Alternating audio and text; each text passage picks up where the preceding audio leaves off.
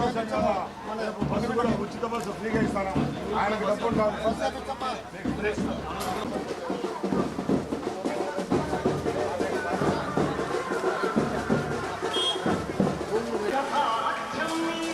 ముందు బాండి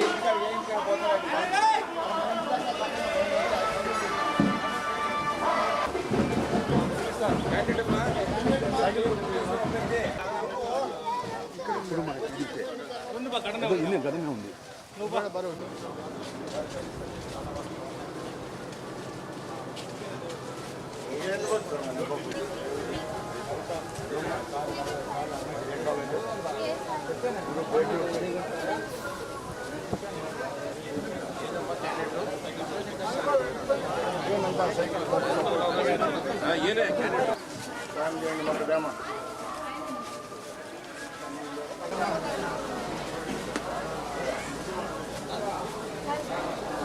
ఒంటిమిట్ట పులివెందుల్లో తెలుగుదేశం పార్టీ జెండా ఎగరవేయబోతున్నాం.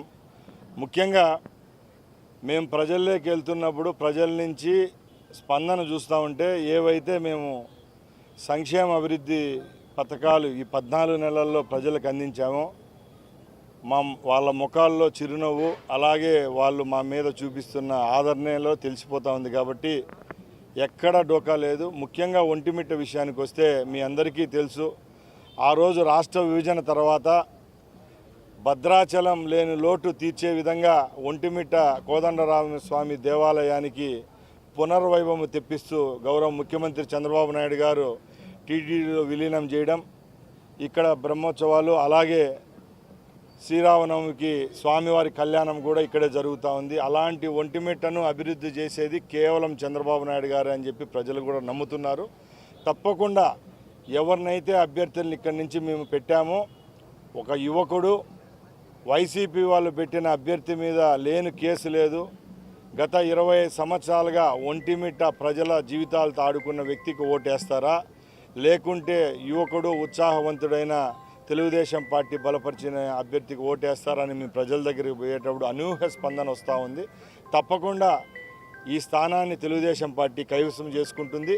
అలాగే ముఖ్యంగా ఒంటిమిట్ట ప్రజలకు రైతులకు ఒకటే చెప్తున్నాం, గత 20 సంవత్సరాల నుంచి ఏవైతే సమస్యలు పట్టి పీడిస్తున్నాయో, ముఖ్యంగా సోమశిల బ్యాక్ వాటర్స్ ముంపు రైతులు అలాగే గ్రామాలకు సంబంధించి ముఖ్యమంత్రి గారితో చర్చించి త్వరలోనే ఆ సమస్యను నుంచి బయటపడే విధంగా మేము చర్యలు తీసుకుంటాం.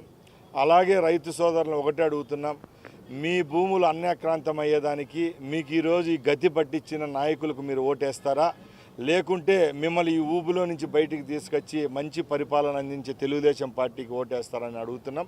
తప్పకుండా ఒంటిమిట్ట స్థానాన్ని తెలుగుదేశం పార్టీ కైవసం చేసుకుంటారు. ప్రతి ఒక్కరూ తప్పనిసరిగా యూట్యూబ్లోకి వెళ్ళి కడప వార్తను లైక్ చేయండి, సబ్స్క్రైబ్ చేయండి. ఇట్లు మీ జి రమణయ్య, ఎడిటర్, కడప వార్త.